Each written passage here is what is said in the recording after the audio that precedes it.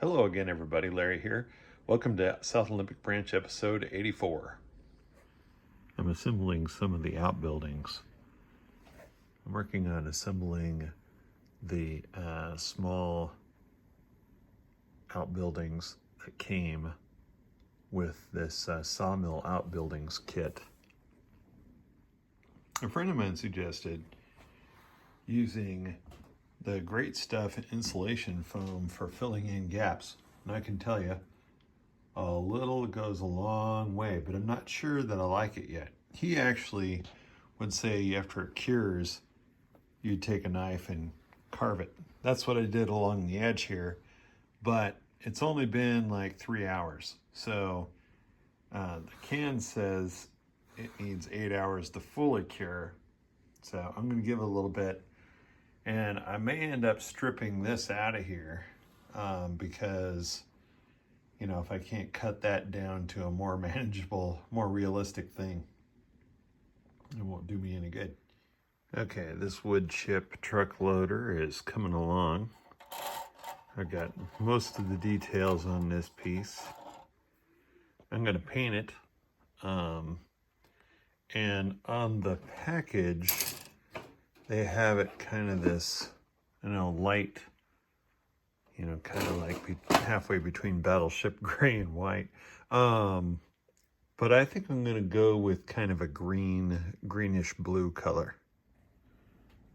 Okay, I painted this. And we got it a pale blue, Vallejo color. I don't know that this is the color I want it to be, so I might actually go over it again, but that's okay because that's better than just the plastic, and it will need to be weathered anyway, one way or the other. This piece is going to go back in the corner over there against the wall by the helix beyond those signals, and provide a little bit of hiding for the seam there. I'm going to put some trees and stuff on it. Next, I need to put a little bit of glue so the ground foam sticks a little bit better, and then I'll probably actually do another layer of ground foam on it. This hecky grass is so thin, when you tease it and stuff, that it's practically see-through. But I knew it would look good even if I teased it out on the layout. You can see right up there where I put some and how good it's looked. Well, I knew it would look that good. Sometimes when it comes to that kind of thing, it's all about the angle of presentation. Look at this, right? When you look up there, there's no hair, but when you look at the front, it kind of looks like there's still something there. So I was shopping around on Evil Bay, and I found something that I've been looking for a little while. Starsky and Hutch Torino. Well, okay, it doesn't say Starsky and Hutch, but come on. It's a 76 Torino with a red stripe, or with a white stripe on it. So of course, I had to have this. I know. It's what can I say? I'm a child of the 70s. I had to have this. Check that out. Isn't that beautiful? I like it. While I was at the same seller, I also had a green Chevy pickup. And it's just, it's one of those things that since I could combine shipping, I did that. Pretty cool stuff. But one of these days, I'm probably going to have to stop buying movie-related vehicles. Otherwise, I don't know, my train layout's going to look like some kind of Hollywood set that, well, yeah, if my modeling's that good, that'd be cool. But anyway, for my Fremo modules, I wanted to create a kind of a creek or a drainage ditch that goes across one of the modules. You guys have seen a bit of that before. for the part that passes underneath tracks and industry and all that, I wanted to build a couple of culverts, and this is what I've got. So this is 020 styrene that I took a hole punch and punched some holes into it. And then I bought some 5/16 inch evergreen styrene, whoops, and which is number 230, and cut some pieces off that and glued them there. That'll work. I'll just need to paint it and put some sculpt mold in to fill in that gap. After test fitting them in the house, I came back out here and I'm getting the putting some paint on them.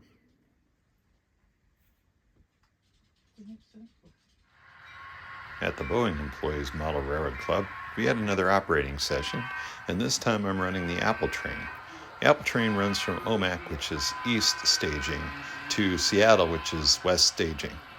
And it's powered, in this case, by 4 units that I believe are Atlas Stewarts with Kato drives. This unit has some kind of sound decoder in it, and it's one of the few models on the railroad that actually does. The club calls their layout the Seattle and North Cascades, and these units were custom painted by my friend Marvin Hardy. Marvin is quite a talented modeler, and if you look back at episode number 44, you'll see his Burlington Northern Trow train running on my layout. We'll be passing by what I believe represents Lake Diablo on the layout. And the Seattle and North Cascades is a fictional line that never existed. I think maybe one of the railroads might have done some surveying along Highway 20, but never actually built a railroad up there past concrete.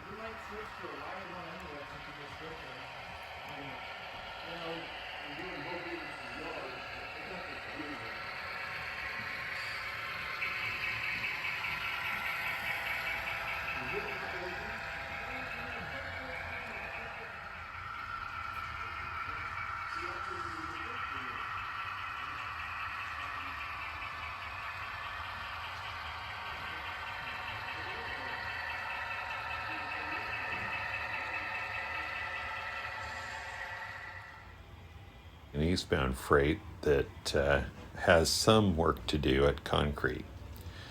Concrete has a cement plant, and well, I hate to say it, guys, but I didn't take any video of running there. Should have, because that would have been interesting. But anyway, maybe next time. Anyway, we're passing the lake again on our way to Wenatchee this time.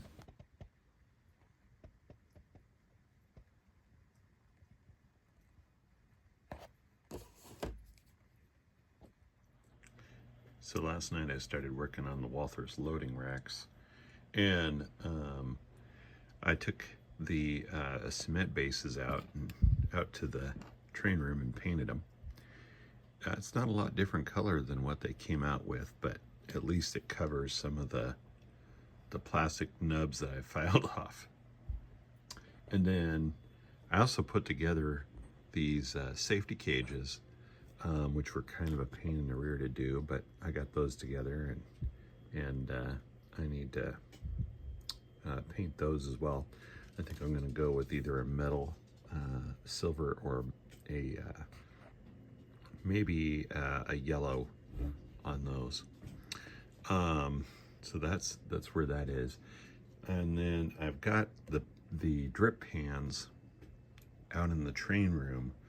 I need to paint those as well. So I'm going to work on that today, I think.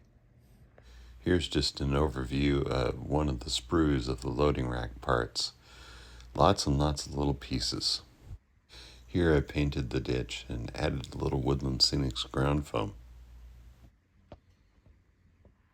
I painted the drip pans with a Mission Models primer black. Taking a piece of this miniature, cutting it off, stretching it out, and then after I glue it down, I'm just taking my finger and kind of tamping it. And I'm finding that I found sort of by accident that when I do this, it actually makes a rather neat texture.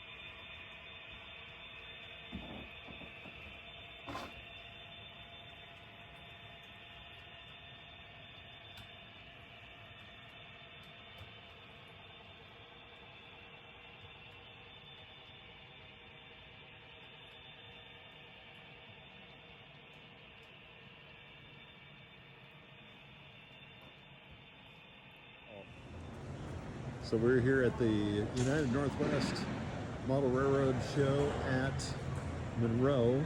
People are just starting to get set up with the Puget Sound Fremo group here and the Puget Sound Garden Railroad Society over there. In another building off to my right is where some of the other layouts and vendors will be getting ready this afternoon. An hour and a half or so later, we had all the modules on their feet, leveled, clamped together, and we were putting in rail joiners and connecting wires.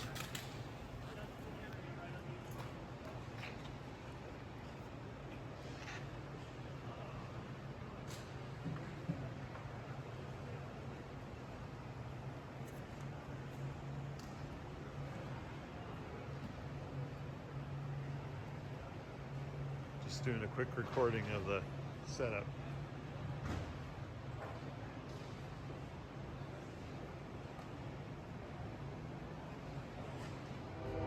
Monroe sits right on the Burlington Northern Santa Fe's Northern Transcon, and it's pretty busy.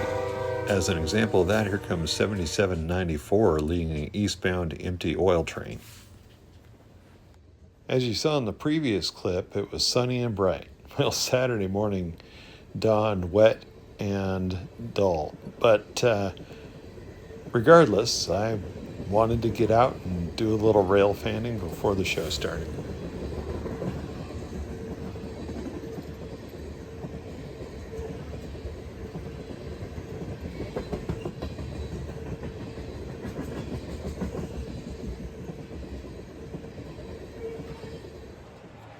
And here's a Burlington Northern mixed freight coming along.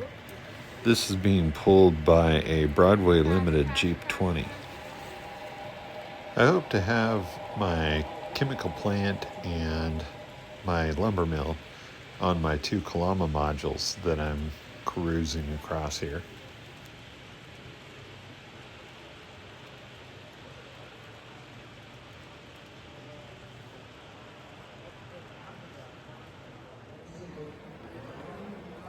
And Tom was running his Athearn Jeep 9, number 332.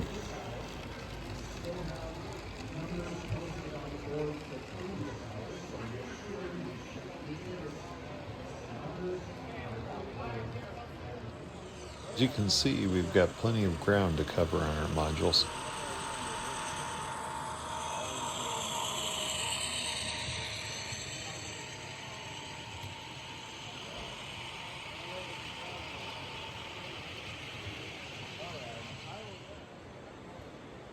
Andy's Santa Fe war bonnet led passenger train comes around the bend.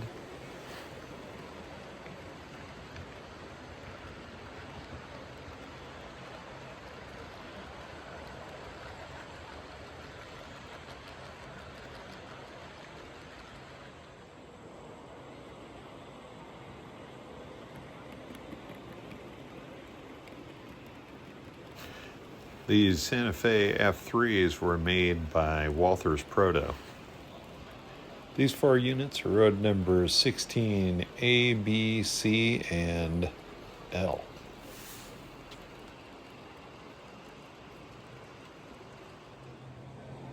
Now over on Andy's City Modules, we're peeking between the many buildings to get another look at that passenger train.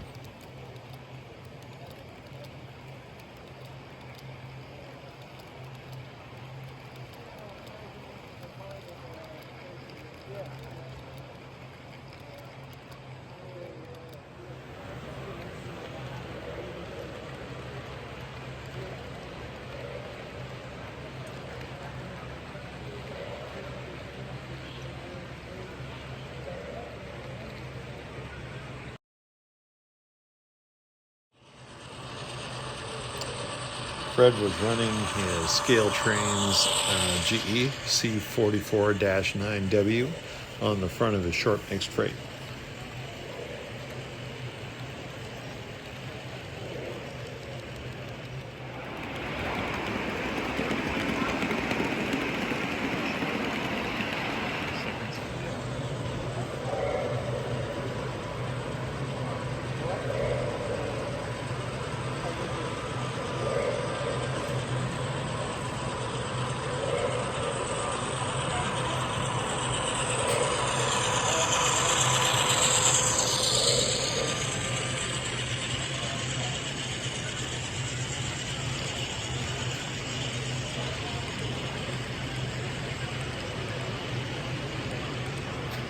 All the way up, it's really quiet too.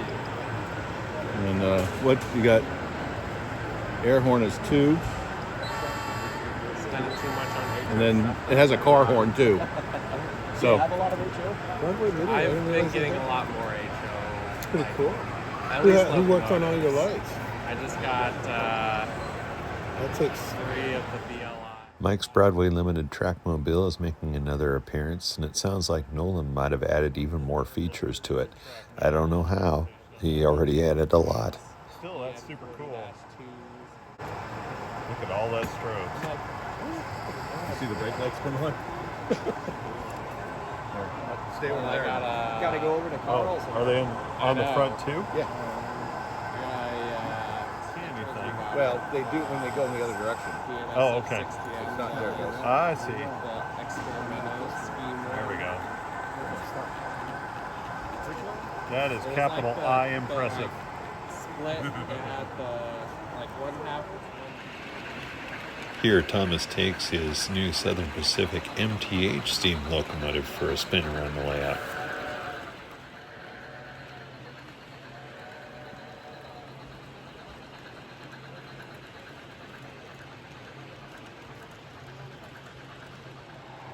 And here comes that Pennsylvania S2, this time at a different angle on Andy's City Modules. While they inflate everything and have all the codes and inputs, they don't really, I mean, into an attic and out 4 inches.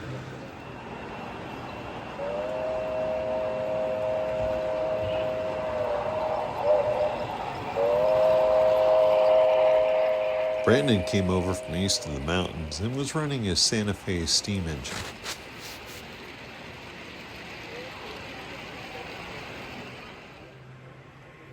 Crossing the road on the module we call Herb's Farm is my Burlington Northern Mixed Freight train.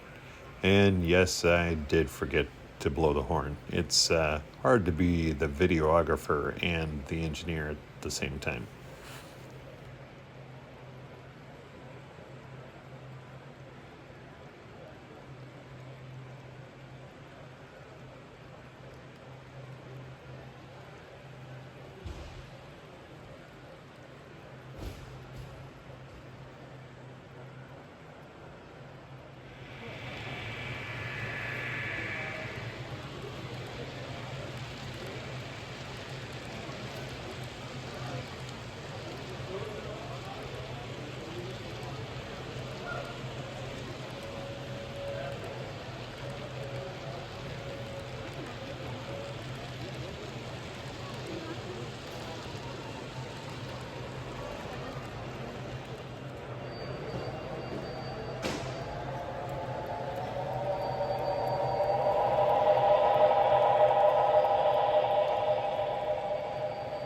The locomotive powering this train of military equipment is a Pennsylvania S2 model by Broadway Limited. Our resident Pennsylvania guy, Richard, tells me that the S2 was a cooperative effort between Baldwin and Westinghouse.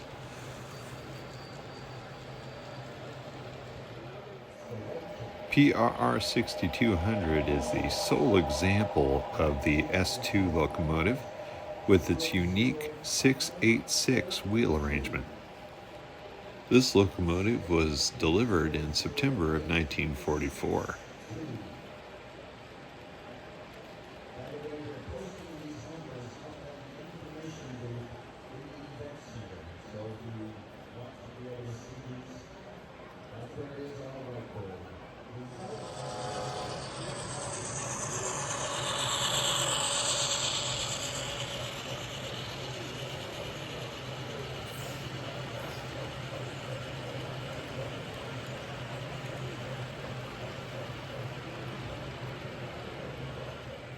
This module is one of the Stampede Curve set, and the scene is inspired by the overpass at Cle Elum, Washington.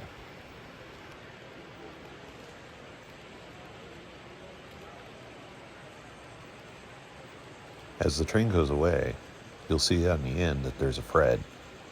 I might have talked about this in the last video, but that's a Bachmann car that comes with the end of train light on it. Here comes Fred's BNSF Mixed Freight again. And in that is the new Scale Trains reefer that came along. Those are pretty cool, too new for my era, but pretty cool still. And we're going to get another look at Richard's Baldwin S2. Richard told me that those locomotives had a fixed gear ratio of 18.5 to 1. The disadvantage of a direct drive steam turbine is that the turbine can't operate at optimal speeds over the locomotive's entire speed range.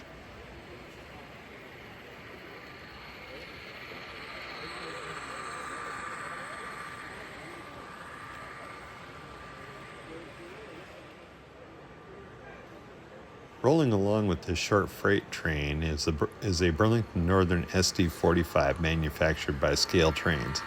It's a really nice locomotive, and it's not mine.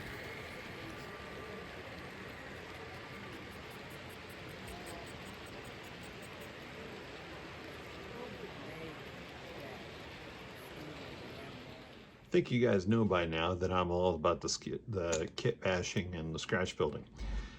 And I've been looking for some pieces for some tanks that aren't made. I was looking at the Plastruct website, and I noticed their catalog had some stuff that I'd never seen. And that's partially because nobody around here carries this stuff, and there's not really great pictures of it on their website either. So I took a chance and I ordered some stuff, figuring I can probably use it sooner or later. So I'm just going to open some. It comes in, well, first of all, I'm going to show you. They just sent some of this stuff in plain old plastic bags. The VHE, the VHC 36, VHF 40. I believe the number just refers to the number of millimeters in size, if I remember right. You guys can look up this, download the Plastruct catalog and check it out for yourselves. But, and I'll open up some of these here in a second so you guys can see. And there's the VHE 40. And the other thing that came in a regular Plastruct bag was these kind of O-rings that they sold. Now, when I ordered these, I looked at the measurements on the website, and I thought those are probably going to be too thick for most of my, modeling endeavors. But I still might be able to use them. I also got a couple of pieces of the pipe that are basically sized to fit this stuff that I got. I'm gonna pause for a second. Okay, so I opened up the bag for the VHE 40 because I wanted to get you guys a detailed look at the cap as it is, and then this thing will stick Well, actually it doesn't fit that one, does it? It fits the bigger pipe. So I can just glue this on the end of the pipe to make myself a, tank. And so I got like a couple different sizes of that. I also got a VHC 36. Now this one I thought was interesting because it has a little bit of a lip on it. And that's really sized to fit this. You put this on here. And Plastruct has some other sizes of this stuff too. And the funny thing is the pipe they sent me, they really didn't get a very clean cut on it. That was kind of cheesy. I thought, you're the manufacturer. If you can't cut this stuff, who can? Also got a VHE 40, which is the next size up. So basically what I did was I bought pieces of pipe, 2 pieces of pipe, and then I bought caps that should fit each of those pieces. So this being the VHF 36. So to kind of recap, pardon the pun. Oh, the VHF 36s, VHF versus VHC. The VHFs, I have one of these. Yeah, the VHFs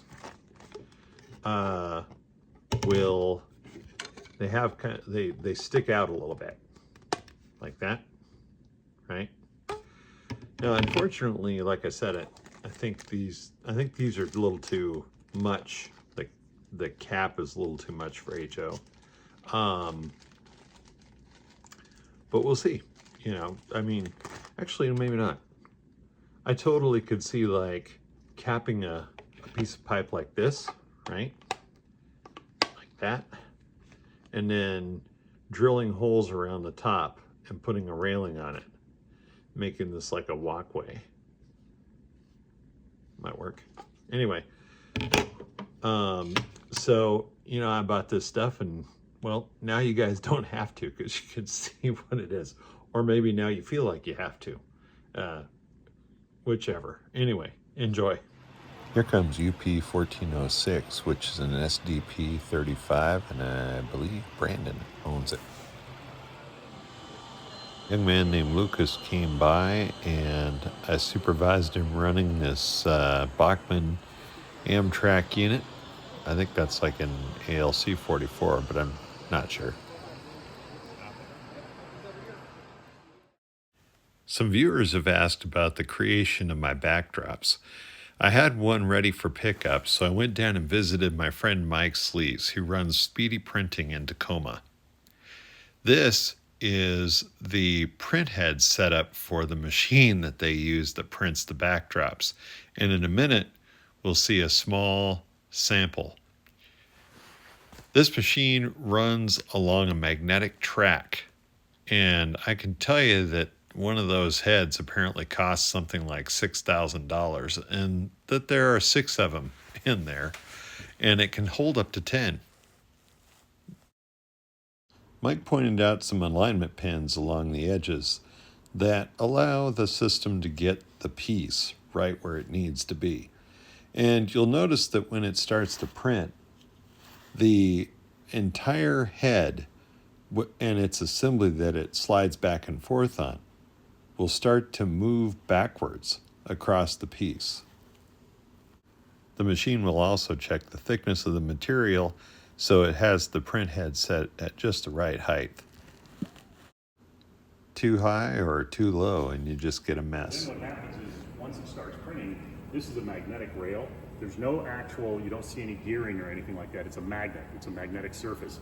So this runs all the way across and back. Now, if you're not printing a full 10 feet, it doesn't run all the way out. The old machine that we had would typically take about 40 minutes to do a full 4x8 board. This takes about 4 to 5 minutes. To look it up at some point is to get something a little bit faster. So that's how, you see how she raised those pins and then set them down. She's now got that position where it's supposed to be. So when the machine checks, it'll be in the right position because it's looking for the material relative to the software and where it goes. Like the backdrops we print for you, it needs to know where the material is, right? And that's what the pins are for. Is to get it. It's the same home registration point every time, right there. no matter what we print, that's the home registration point. That's pretty awesome. As Kiki is setting up the test print for the job here, Mike is explaining to me how the table of the machine works. It has a air table, sort of like one of those air hockey tables, except for instead of just having air come up through the table, it also pulls air down through the table. And that allows them to basically suck the material down for printing purposes. It's pretty cool if he prints on something like aluminum where it may have some undulations in the material, because if you don't have it laying flat, it could strike the head and ruin the whole piece.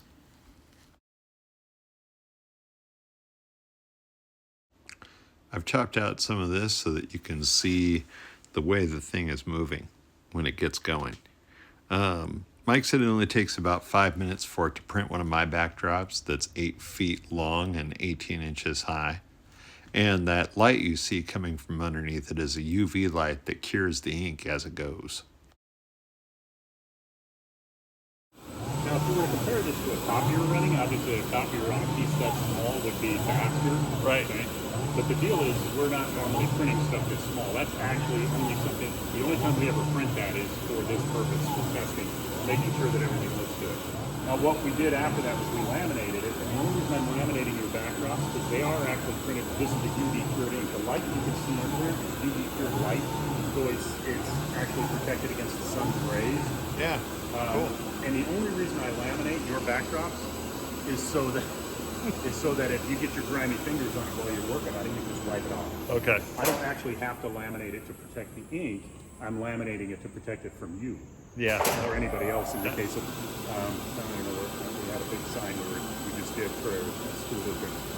And the only reason we laminate these signs when we print on here is for protection purposes, not from the ink itself fading in something, because these inks will stay impervious for a long time. It's to protect it from the people that are actually doing things like the sign I just did for the school district. It's going at an outdoor basketball court. It's too accessible to people, so I laminated it with an anti-graffiti ink. So if somebody tags it, it's going to be easier for somebody to wipe it and clean it off. So. Oh, that's awesome. Anyway. That's awesome. But there you go. That's awesome. That's pretty cool. While I was in Tacoma, I decided to stop off at Dock Street, which is a pretty good spot for rail fanning. Here comes UP 8106 and 6830 leading a southbound stack train, and the destination for that train is likely to be Portland, and then it may follow the Columbia Gorge eastbound. Here's the backdrop I picked up at Mike's today, and this one is 060 styrene. It is paired up, and the only reason why it looks like there's a little color difference there is because of the shadow of the light. But it actually it looks just the same color, very consistent with the PVC backdrops that I have over here. Now, one thing about using this material is that you can fairly easily cut it. I think I probably said that before. And there's going to be a portal in the middle back there where you see that, the tracks going through. And there's also going to be one over here.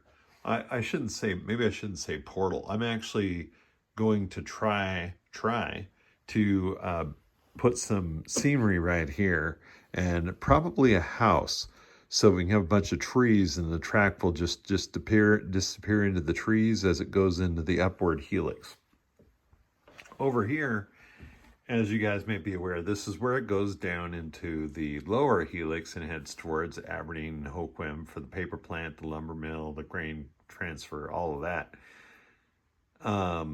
And I plan on, the plan for now is to put a highway crossing or a road crossing that will go across on one of these ricks structures, and that'll help disguise where that goes through there.